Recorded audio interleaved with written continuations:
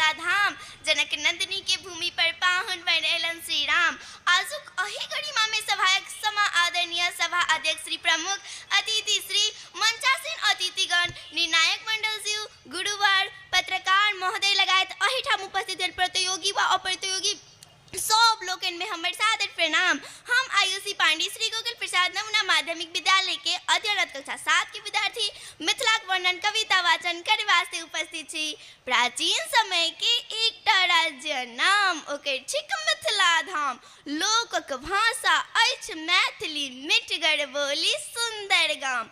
बैठू दलान पर पीढ़ी खिस्सा आ नापुत लुरपुत छी बौआ, आ गाछ पर बैठल कारी कौआ।